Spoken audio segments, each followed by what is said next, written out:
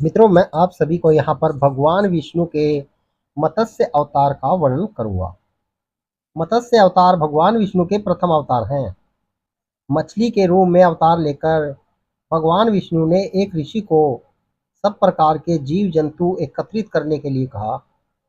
और पृथ्वी जब जल में डूब रही थी, तब मत्स्य अवतार ने भगवान ने उस ऋषि की नाव की रक्षा की। इसके पश्चात ब्रह्म ने पुनः जीवन का निर्माण किया। एक दूसरी मान्यता के अनुसार एक राक्षस ने जब वेदों को चुराकर सागर की अथाह गहराई में छुपा दिया, तब भगवान विष्णु ने मत्स्य रूप धारण करके वेदों को प्राप्त किया और उन्हें पुनः स्थापित किया। मत्स्य अवतार की कथा इस प्रकार से है कि एक बार ब्रह्म जी की असावधानी के कारण एक बहुत बड़े दैत्य ने वेदों को चुरा लिया। उस दैत्य का नाम हयग्रीव था।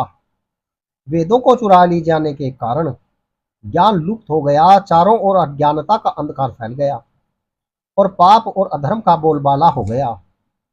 तब भगवान विष्णु ने धर्म की रक्षा के लिए मत्स्य रूप धारण करके हयग्रीव का वध किया और वेदों की रक्षा की। भगवान ने मत्स्य का रूप किस प्रकार धारण किया, इसकी विस्मय कारणी कथा इस प्रकार है। कालपांत के पूर्व एक पुण्यात्मा राजा तप कर रहा था। राजा का नाम सत्यव्रत था। सत्यव्रत पुण्यात्मा तो था ही, बड़े उदार हृदय का भी था। प्रभात का समय था, सूर्योदय हो चुका था। सत्यव्रत कृतमाला नदी के में स्नान कर रहा था।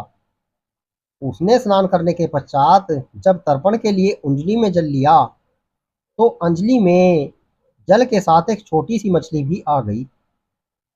सत्यव्रत ने मछली को नदी के जल में छोड़ दिया। मछली बोली, राजन, जल के बड़े बड़े जीव छोटे छोटे जीवों को मारकर खा जाते हैं। अवश्य कोई बड़ा जीव मुझे भी मारकर खा जाएगा। कृपा करके मेरे प्राणों की रक्षा कीजिए। सत्यव्रत के हृदय में दया उत्पन्न हो उठी। उसने मछली को जल से भरे हुए एक अपने कमंडलू में डाल लिया। तभी एक आश्चर्यजनक घटना घटी। एक रात में मछली का शरीर इतना बढ़ गया कि कमंडलू उसके रहने के लिए छोटा पड़ने लगा। दूसरे दिन मछली सत्यव्रत से बोली, राजन, मेरे रहने के लिए कोई दूसरा स्थान ढूंढिए, क्योंकि मेरा शरीर बढ़ गया है। मुझे घूमने फिरने में बड़ा कष्ट होता है। सत्यव्रत ने मछली को कमंडलू से निकालकर पानी से भरे हुए मटके में रख दिया। जहां जहां भी मछली का शरीर रात भर में ही मटके में इतना बढ़ गया कि मटका भी उसके रहने के लिए छोटा पड़ गया। दूसरे दिन मछली पुनः सत्यव्रत से बोली, राजन, मेरे रहने के लिए कहीं और प्रबंध कीजिए, क्योंकि मटका भी मेरे रहने के लिए छोटा पड़ रहा है। तब सत्यव्रत ने मछली को निकालकर एक सरोवर में डाल दिया, किंतु सरोवर भी मछली के लिए छोटा पड़ गया। इसके बाद सत्यव्रत ने मछली को नदी में और फिर उसके बाद समुद्र में डाल दिया। आश्चर्य, समुद्र में भी मछली का शरीर इतना अधिक बढ़ गया कि मछली के रहने के लिए वह छोटा पड़ गया। अतः मछली पुनः सत्यव्रत से बोली, राजन, यह समुद्र भी मेरे रहने के लिए उपयुक्त नहीं है। मेरे रहने की व्यवस्था कहीं और कीजिए। अब सत्यव्रत विस्मित हो उठा। उसने आज तक ऐसी मछली कभी नहीं देखी थी। वह विस्मय भरे स्वर में बोला, मेरी बुद्धि को विस्मय के सागर में डुबो देने वाले आप कौन हैं? मत्स्य रूपधारी श्रीहरि ने उत्तर दिया, राजन, हयग्रीव नामक दैत्य ने वेदों को चुरा लिया है। जगत में चारों ओर अज्ञान और अंधकार का प्रकाश फैला हुआ है।